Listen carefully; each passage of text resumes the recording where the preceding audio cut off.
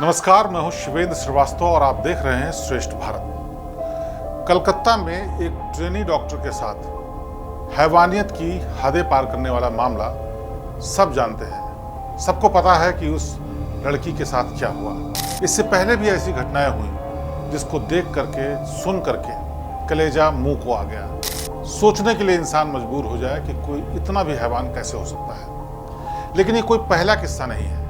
निर्भया के किस्से के बाद तमाम कायदे कानून नियम बनाए गए, लेकिन उनका भी कोई फर्क नहीं हुआ। लेकिन ये कहानी आज की नहीं है। ये कहानी सालों से ऐसे ही चली आ रही है, जब दरिंदगी का शिकार ऐसे हैवान लोग मासूम लड़कियों को बनाते हैं और कानून के शिकंजे से भी निकल जाते हैं। लेकिन आज के दिन कुछ ऐसा हुआ है जो एक बार फिर उम्मीद जगाता है कि कहीं ना कहीं कानून तो है। किस्सा थोड़ा पुराना है, लेकिन फैसला ऐसा है जो ऐतिहासिक है। फैसले पर आए उससे पहले हम आपको किस्सा सुनाते हैं, पूरी बात बताते हैं, जिससे आपको पता चले कि किस तरह से सफ़ेद पोश लोग हैवानियत का शिकार उन मासूम लड़कियों को बनाते हैं जो किसी न किसी वजह से अपने घर से बाहर निकली होती हैं। और समाज का डर ऐसा कि वो कहीं भी शिकायत करने से डरती हैं, और इसी का फ़ायदा उठाकर ये हैवान, ये शैतान, ये भेड़िए उनको लगातार शिकार बनाते हैं। और उसका नतीजा ये होता है कि इन शिकार लड़कियों की गिनती कई बार एक दो नहीं बल्कि सैकड़ों में पहुंच जाती है। ये कहानी एक ऐसे ही वारदात, ऐसी ही घटना की है जिसमें सैकड़ों लड़कियों को लगातार गैंगरेप का शिकार बनाया गया। डर का आलम यह कि शिकार बनने वाली लड़कियों ने शिकायत तक नहीं की, और जब शिकायत कहीं पहुंची, जब मामला खुलकर सामने आया, तो जिसको भी पता लगा वो हैरान हो गया। हैवानियत की सभी हदें पार करते हुए ये सफेद पोश कोई राह चलते लोग नहीं थे, बल्कि शहर के तथाकथित शरीफ लोग थे। और ये किस्सा इतिहास में कभी भी नहीं भुलाया जा सकता। ऐसा किस्सा है, जिस वक्त ये घटना हुई उस वक्त पूरे इलाके में, देश भर में इस बात की चर्चा थी कि क्या कुछ लोग या ऐसे लोग समाज में इस तरह भी हो सकते हैं कि लड़कियों को इस तरह से शिकार बनाएं। वो भी वो लोग जो शहर के रसूख वाले, इज्जत वाले, शरीफ लोग जाने जाते हैं, जिनके ऊपर तमाम जिम्मेदारियां समाज की हैं, जिन पर लोग भरोसा करते हैं। लेकिन हैवानियत की वो हदें पार कर दी उन्होंने जो अपराध के इतिहास में भारत में कभी नहीं हुआ। बात है 21 अप्रैल 1992 की। राजस्थान के अजमेर शहर में रोज जैसा माहौल था, लेकिन किसी को इस बात का अंदाजा नहीं था कि कुछ वक्त के बाद कुछ ऐसा होने वाला है जिसको सुनकर सब हैरान रह जाएंगे। दरअसल सुबह होते ही अजमेर के एक लोकल अखबार में खबर आई कि एक सेक्स स्कैंडल चल रहा है शहर में। 90 के दशक में उस दौर की बात थी जब mobile, internet, news channel Bharat में ठीक से नहीं थे। मोबाइल नहीं था उस वक्त, इंटरनेट का भी उतना इस्तेमाल नहीं होता था, और अखबार भी इक्का दुक्का ही आते थे। और ये अखबार इलाके के तमाम लोगों के घरों में पहुंचा करते थे। हालांकि लैंडलाइन हुआ करता था, मोबाइल का प्रचलन ना के बराबर था। एक लोकल अखबार में खबर छपी जो कि अजमेर शहर से निकलता था कि लंबे समय से एक सेक्स स्कैंडल यहाँ पर अंजाम दिया जा रहा है, जिसमें यहाँ शहर के तमाम शरीफ लोग शामिल हैं। और इन शिकार लड़कियों में तमाम लड़कियाँ वो हैं जो कि आसपास के स्कूलों में पढ़ने जाती हैं, और बेहद कम उम्र की ये लड़कियाँ लगातार शिकार बन रही हैं, उनका बलात्कार हो रहा है। लेकिन खबर छपते ही लोगों ने इस पर भरोसा नहीं किया, क्योंकि खबर ही ऐसी थी जिस पर यकीन करना किसी के लिए भी मुश्किल था। ना तो किसी लड़की ने खुलकर आरोप लगाया था, ना ही पुलिस ने कोई जांच शुरू की थी, और ना ही उन तक कोई शिकायत पहुंची थी। इसके बाद लोगों ने हंगामा करना शुरू कर दिया उस अखबार के खिलाफ, क्योंकि ऐसी खबर थी जिसमें उंगलियां ऐसे लोगों पर उठ रही थी जो शहर के सबसे शरीफ लोग माने जाते थे, वो भी ऐसे लोग जिनसे पूरा शहर चलता था एक तरीके से।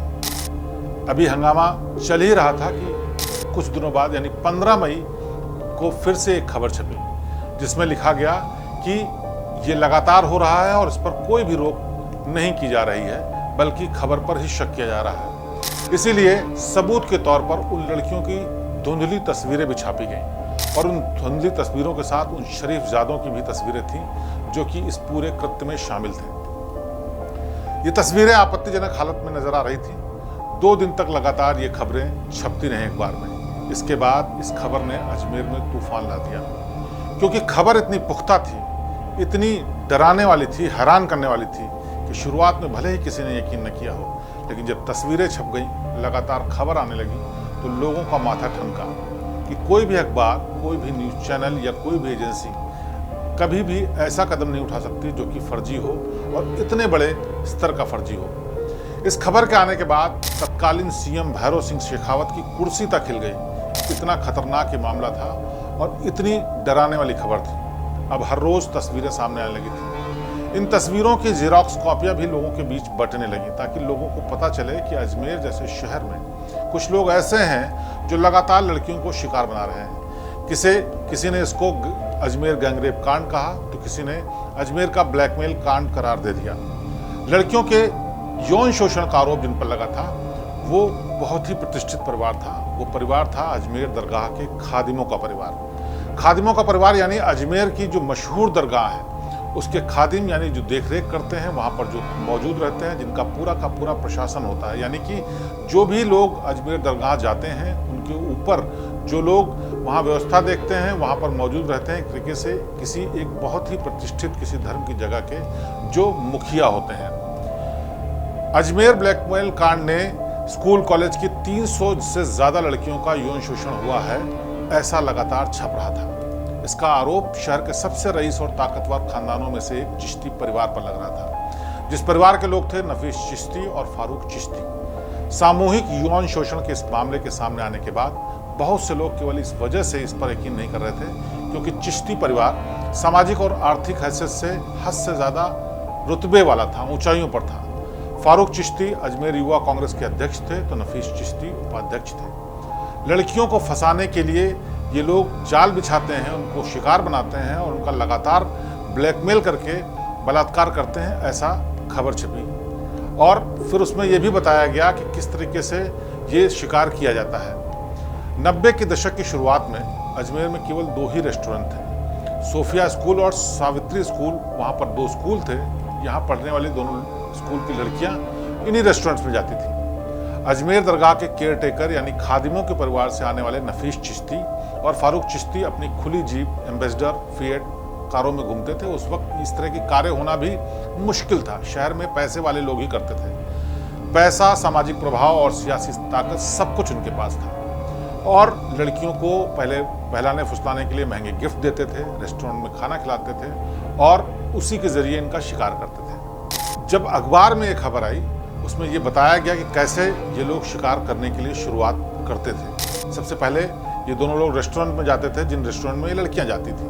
वहाँ स्कूली छात्राएं छुट्टी के वक्त या अपने ब्रेक के टाइम जाती थीं और उन्हीं में से एक रेस्टोरेंट में ये लोग सभी को ल्योर करने के लिए, शिकार बनाने के लिए जाते थे। और वहाँ के मैनेजर से पहले उन लोगों ने दोस्ती की। फिर मैनेजर को कहा कि यहाँ जितनी भी लड़कियाँ बैठी हुई हैं सबको आइसक्रीम खिलाओ हमारी तरफ से, क्योंकि उस वक्त उनके किसी दोस्त का बर्थडे था, जन्मदिन था। तो कहा कि आज की आइसक्रीम हमारी तरफ से है। और इस तरीके से वहाँ जितनी भी लड़कियाँ थीं उनको उन्होंने फ्री में आइसक्रीम खिलाई। कुछ लड़कियाँ उनमें से इससे थोड़ा मंत्रमुग्ध हो गई, इससे थोड़ा इन्फ्लुएंस हो गई, क्योंकि आम सी बात है ये ऐसी फिल्में या ऐसी चीज़ें फिल्मों में ही देखने को मिलती थी। तो कुछ एक लड़कियाँ उसमें से इस बात से लेकर प्रभावित हो गई कि ये लोग बड़े लोग हैं, शरीफ लोग हैं, हम लोगों को रेस्टोरेंट में आइसक्रीम खिला रहे हैं। उसके बाद किसी न किसी तरीके से उन लड़कियों से लोग संपर्क बढ़ाते गए और उन लड़कियों के जरिए दूसरी लड़कियों को और उन लड़कियों को ब्लैकमेल करने का सिलसिला शुरू हुआ। जो अजमेर ब्लैकमेल कांड था उसमें फारूक और नफीस के अलावा अनवर, पुत्तन, इलाहाबादी, सलीम, शमशुद्दीन, सुहेल वगैरह ऐसे आरोपी शामिल थे। जब इस बारे में खबर आने लगी तो पता चला कि ये लोग बहुत सारे तरीके ऐसे इस्तेमाल करते थे जिससे कि लड़कियों को शिकार बनाते थे। कुछ गरीब घर की लड़कियां थी जो अपनी तमाम बातें बताती थी, क्योंकि दोस्ती हो जाती थी, और उनको गैस कनेक्शन दिलवाने के नाम पर शिकार बनाया। किसी लड़की को ये कहकर मिलाया जाता था कि ये लोग बहुत शरीफ लोग हैं, इनसे किसी मदद की ज़रूरत हो तो उनसे मदद ली जा सकती है। लड़कियां पहले कुछ शुरुआत में समझ नहीं पाई। उसके बाद जब उन्होंने दोस्ती कर ली तो इन लड़कियों को एक बंगले में, एक फार्म हाउस में और एक पोल्ट्री फार्म में ले जाया जाता था और वहाँ जबरन इनके साथ बलात्कार किया जाता था। इसके अलावा उस वक्त भी ये लोग इतने शातिर थे कि इन लड़कियों की अश्लील तस्वीरें खींच लेते थे और उसके बाद ब्लैकमेलिंग का सिलसिला शुरू होता था। उस वक्त ऐसे कैमरे आते थे जिसमें नेगेटिव निकलता था, यानी रोल वाला कैमरा आता था। इसकी फ़ोटो खींचने के बाद उसको डेवलप कराते थे, फिर लड़कियों को भेजते थे कि तुम्हारी तस्वीरें हमारे पास हैं, इसीलिए जब हम बुलाएं तो चले आना। और कई लड़कियां डर के मारे जाती थीं। इसके अलावा इनसे ये भी कहा जाता था कि अगर तुमने अपनी साथ की दोस्तों से मेरी दोस्ती नहीं कराई तो भी तुम्हारी फोटो को बाहर भेज दिया जाएगा। इसमें कुछ लड़कियां ऐसी भी थी जो कि बाद में अपनी तस्वीरों के नेगेटिव मांगने लगी कि ताकि उनके पीछा छूटे, क्योंकि उन्होंने कई लोगों से दोस्ती करा दी थी मजबूरी में। फिर उसके बाद उनको लगा कि अब हमारी जान छूट जाएगी, तो वो ये भी कहते थे कि हमें नेगेटिव दे दी जाए ताकि हम बच जाएं, आगे कोई दिक्कत ना आए। लेकिन उसके बदले उनको किसी न किसी से दोस्ती करानी पड़ती थी, यानी एक नया शिकार ढूंढ के लाना पड़ता था। उसके बदले उनको मिलता था नेगेटिव, और कई लड़कियों को नहीं भी मिलता था उसके बाद भी। ऐसा भी तमाम रिकॉर्ड्स में आया। लेकिन ये मामला बढ़ता रहा। जानकारी के मुताबिक करीब 300 के आसपास लड़कियां ऐसी थी जिनको शिकार बनाया गया। एक न एक दिन इस पूरे मामले में पुलिस तक खबर तो पहुंचनी थी, या यूं कहिए पहले से पहुंची हुई थी पुलिस तक, लेकिन जोरदार तरीके से नहीं पहुंची। लेकिन जब खबर में आनी बातें शुरू हो गई, जब अखबार में छपी, तो ये बात पुलिस को भी संज्ञान में लेनी पड़ी। पुलिस तक पहुंची बात। इस मामले के सामने आने के बाद पुलिस ने एक पीड़ित लड़की से संपर्क किया और उससे पूरी जानकारी निकाली कि क्या होता था। लड़की को पहले भरोसा दिलाया गया, उसकी तस्वीरें दिलाने की बात कही गई, उसके ऊपर कोई बात नहीं आएगी, उसकी पहचान नहीं बताई जाएगी। ये सब समझाने के बाद पुलिस ने बताना शुरू किया कि कैसे क्या क्या हुआ। जब लड़कियां पुलिस के पास गईं, एक गई, फिर दो गई, फिर कई और लड़कियों ने जाना शुरू किया और बता दिया कि क्या क्या होता था। तो पूरा मोटस ऑपरेंडी बताया गया कि कैसे ये लोग पहले रेस्टोरेंट में इन लोगों से संपर्क साधते थे, वहाँ फ्री में चीज़ें खिलाते थे या कोई गिफ्ट देते थे, फिर एक के जरिए दूसरे से, फिर दूसरे के जरिए तीसरे से संपर्क करते थे, और उसके बाद उनको पार्टी के बहाने, कहीं घुमाने के बहाने इन फार्म हाउसेज में, इन जगहों पर ले जाया जाता था, बंगले में ले जाता था। फिर एक एक करके कई लोग उसके साथ, लड़कियों के साथ रेप करते थे। कुछ लड़कियां डर के मारे स्कूल जाना छोड़ चुकी थी। कुछ लड़कियों ने इस पूरे मामले में सुसाइड कर लिया। कुछ लड़कियों ने शहर छोड़ दिया ताकि उनकी जान बच सके, क्योंकि उनको लगता था तस्वीर के नाम पर, तस्वीरों के सहारे एक ना एक दिन फिर से उनको ब्लैकमेल होना होगा। कुछ लड़कियों के परिवार वालों को भी पता चला, लेकिन वो दशक, वो वक्त ऐसा था जब लोग शिकायत करने के बजाय अपनी इज्जत बचाना ज़्यादा जरूरी समझते थे और मुंह नहीं खोलते थे। नतीजा ये कि कुछ लड़कियां ऐसी भी थीं जो कि सब कुछ सहने के बाद शहर छोड़कर, पढ़ाई छोड़ करके चली गई। लेकिन अभी इस पूरे मामले में और ज़्यादा दिक्कत आने वाली थी, यानी इस मामले में बहुत साजिश की परतें बनने वाली थी, खुलने वाली थी। दरअसल नफीस और फारूक जितने भी दोषी थे, इन खींची गई फोटो को एक कलर लैब में डेवलप करवाते थे। ये रोल वाला जो कैमरा होता है उसमें फोटोज़ को डेवलप कराना पड़ता है, तो एक कलर लैब को लोगों ने पहचाना हुआ था। वहाँ पर डेवलप करा करके प्रिंट कराते थे और फिर उन्हीं फोटोज़ को लड़कियों को देते थे। अब जो वहाँ पर डेवलप करने वाला टेक्नीशियन था कलर लैब में, उसकी भी नीयत ख़राब होने लगी। उसने भी फ़ोटो की एक कॉपी अपने पास रखनी शुरू कर दी। वहाँ से तस्वीरें बाहर आने लगीं। जब तस्वीरें बाहर आने लगीं तो तमाम लोगों तक पहुँचने लगी। तमाम लोगों तक पहुँचते पहुँचते ये मामला इतना बड़ा हो गया कि पूरे शहर में हंगामा मचना शुरू हो गया, और ये तस्वीरें कुछ रसूखदोर लोगों के पास भी जाने लगी। पुरुषोत्तम नाम का एक कलर लैब कर्मचारी भी इस पूरे मामले में गिरफ्तार हुआ, जिसको जब पूछताछ की गई तो वो समझ गया कि उसने जो किया है वो अक्षम्य अपराध है। वो फोटो डेवलप करता था, उसका अपराध यही था। लेकिन जिस तरह के गंदे काम में वो शामिल था, जिस तरह के घिनौने काम में वो साथ दे रहा था, वो ऐसा था कि समाज में इसके बाद रहने की कोई भी गुंजाइश नहीं बचती थी। लिहाजा जैसे ही मुकदमा दर्ज हुआ, इस पुरुषोत्तम नाम के लैब टेक्नीशियन ने सुसाइड कर लिया। इसके बाद भी तस्वीरें आती रहीं बाहर, जैसे जैसे तस्वीरें आती थी कई लड़कियां इस पूरे मामले में सुसाइड कर चुकी। इस पूरे मामले में पत्रकारों ने भी जानकारी जुटानी शुरू की। तो एक पत्रकार था जिनका नाम था मदन सिंह। रोज अखबार में ऐसी तस्वीरें ब्लर करके छापते थे जिससे कि लोगों को पता चले कि क्या हो रहा है। मदन सिंह के खिलाफ एक लड़की ने दर्ज करवाई एफआईआर की तस्वीर न छापने के लिए वो पैसों की मांग कर रहा था, यानी ब्लैकमेल कर रहा था। माना जाता है कि इसको भी किसी तरीके से मैनिपुलेट करके इन्हीं जो शरीफ लोग थे, जो दरगाह से जुड़े हुए ये लोग थे, इन लोगों ने दबाव बनाया, जिसकी वजह से उसने इस बात की शिकायत की कि ब्लैकमेल किया जा रहा है, और उसी के चलते उसके खिलाफ शिकायत दर्ज कराई गई। इसके बाद मदन सिंह पत्रकार ने अजमेर ब्लैकमेल कांड से जुड़े 4-5 बड़े लोगों के नाम छाप दिए अखबार में। उसके बाद उस पर हमला हुआ, उस आरोप, जिसका आरोप उस वक्त जो कांग्रेस के विधायक थे डॉक्टर राजकुमार जयपाल, उनके कई साथियों समेत जयपाल पर लगाया गया। लेकिन इतने पे ही सारा आतंक और अत्याचार नहीं रुका। कुछ दिन बाद यानी 12 सितंबर 1992 को मदन सिंह की अस्पताल में घुसकर हत्या कर दी गई। इतना जघन्य और इतना बड़ा कांड था, इतना हैरान करने वाला कांड था कि इसमें आत्महत्या, ब्लैकमेलिंग, गैंग रेप, तमाम चीज़ें तो हो ही रही थी, लेकिन अब हत्याओं का सिलसिला भी शुरू हो गया था। यानी जो भी इन शरीफ लोगों के खिलाफ मुंह खोलता था, उन लोगों को मार दिया जाता था। इनमें जो लड़कियां शामिल थीं, आज इस घटना को 32 साल हो चुके हैं। इनमें से तमाम लड़कियां ऐसी हैं जो शहर छोड़ चुकी हैं। कईयों की शादी होने के बाद उनकी बच्चों की शादियां हो गई और उनकी दादी नानी बन चुकी हैं। लेकिन इस घटना का जो डर है, जो दर्द है, आज तक उनके जहन से नहीं गया। कुछ लड़कियां इनमें से गवाही देने के लिए तैयार हुई, जो आज भी कोर्ट में जाती रहती हैं, और इन्हीं की बदौलत कोर्ट ने एक ऐसा फैसला किया जो शायद आगे नज़ीर बने। ये अपने आप में एक ऐतिहासिक फैसला है कि 32 साल के बाद इनमें से 6 आरोपियों के खिलाफ न सिर्फ आरोप सिद्ध हुए हैं, बल्कि उनको सजा सुनाई गई है। इनमें सभी को उम्र कैद की सजा सुनाई गई। लेकिन हैरानी की बात यह है कि यह मुकदमा 32 साल तक चला। इतने सालों तक जो न्याय के लिए भटक रहे थे, जो लोग अपनी जान दे गए, जो लोग शहर छोड़ गए, जो लोगों की ज़िंदगी बदल गई, उन लोगों को 32 साल इंतजार किया गया।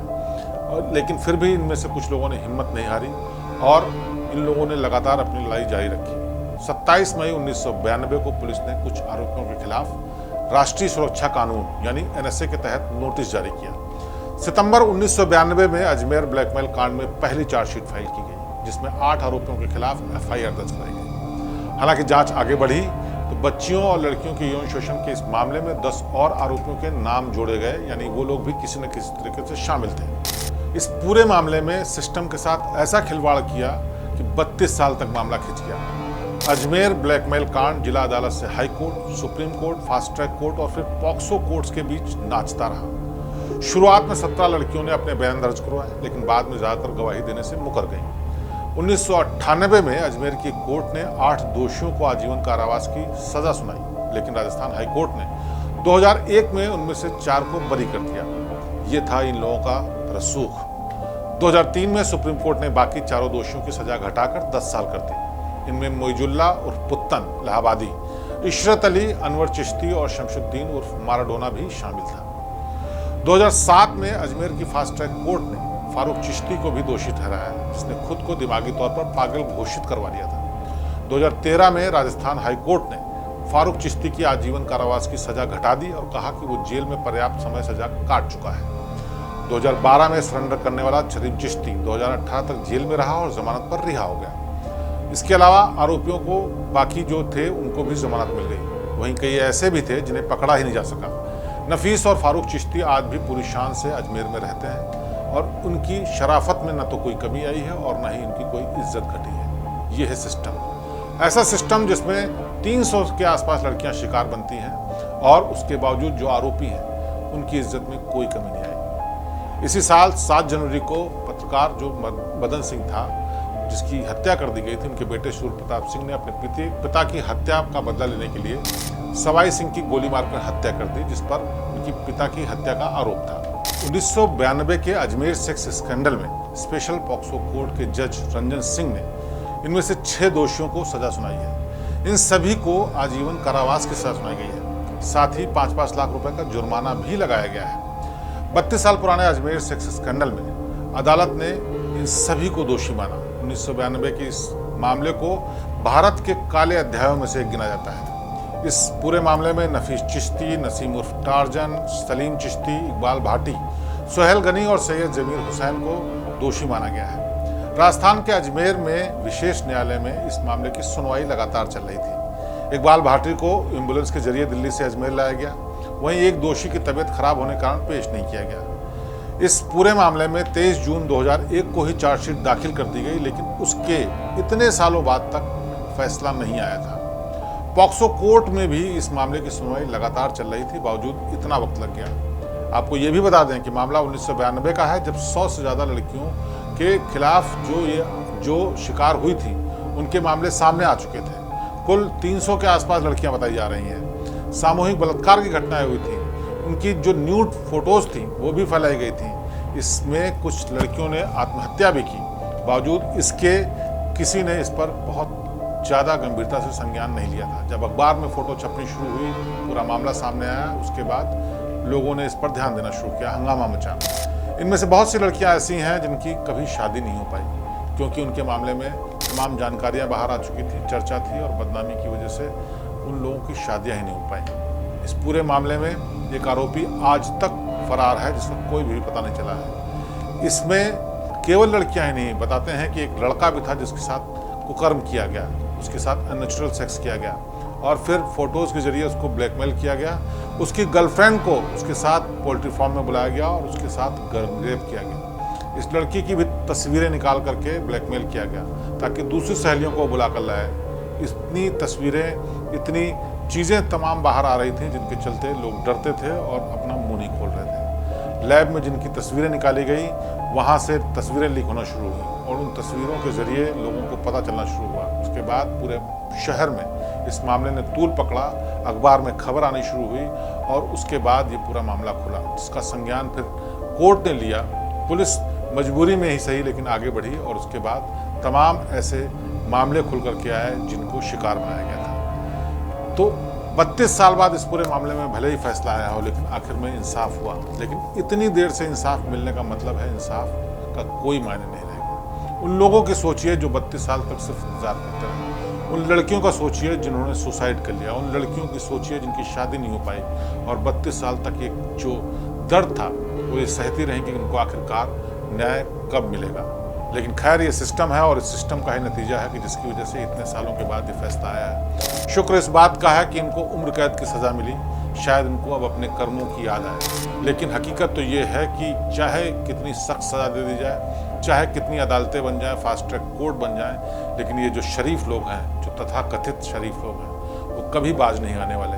क्योंकि इन्हीं के चलते जो कोलकाता का अस्पताल में एक डॉक्टर के साथ दरिंदगी हुई, जो निर्भया के साथ दरिंदगी हुई, ऐसी तमाम लड़कियों के साथ दरिंदगी हुई, लगातार होती रहती है और नतीजा कुछ नहीं निकलता। तमाम मामलों की तरह ये मामले भी एक दिन भुला दिए जाएंगे और फिर कोई कमेटी गठित होगी और तमाम बातें होंगी। लेकिन हकीकत ये है कि जिनके ऊपर ये बीतती है, उनकी जो दर्द की इंतहा है वो कोई समझ नहीं सकता। और ये जो 32 साल बाद न्याय आया है, ये इसी सिस्टम की फेल्योर होने की, इसी सिस्टम के बेहिसाब देरी करने की सबसे बड़ी नज़ीर है। और उसका नतीजा ये है कि भले ही ये न्याय मिला, लेकिन इतनी देर हो चुकी है कि शायद इनमें से तमाम जो शिकार लड़कियां थीं, उनके लिए इसके अब कोई मायने भी न रहेगा। तो बहरहाल देश को कलंकित करने वाला ये अब तक का सबसे बड़ा मामला था, जिसमें 300 के आसपास लड़कियों को शिकार बनाया गया था गैंगरेप का।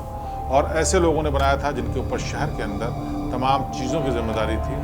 दरगाह के जो तमाम लोग थे, प्रशासन के लोग थे, जो प्रबंधन के लोग थे, उनके परिवार के लोग ही इसमें शामिल थे। एक बार की जब इस पर फिर से फैसला आया है और 32 साल बाद न्याय मिला है, तो सबके मन में ये भी सवाल है कि क्या ऐसे हैवान अभी भी इस दुनिया में जिंदा हैं, जो एक नहीं, दो नहीं, बल्कि 300 लड़कियों को शिकार बनाते हैं, उनकी इज्जत लूटते हैं, उनके साथ गलत करते हैं, यातना देते हैं और फिर भी समाज में अपना सीना चौड़ा करके चलते हैं। तो बहरहाल एक कहानी ऐसी में भी आज बात एक ऐसे गैंगरेप की जो भारत के इतिहास पर हमेशा के लिए काला धब्बा है। अगली बार फिर किसी कहानी के साथ आपके सामने पेश होंगे। तब तक आप देखते रहिए हमारा चैनल। नमस्कार। श्रेष्ठ भारत पर खबरों से जुड़े रहने के लिए चैनल को सब्सक्राइब और लाइक करें, बेल आइकन दबाएं और देखते रहें श्रेष्ठ भारत।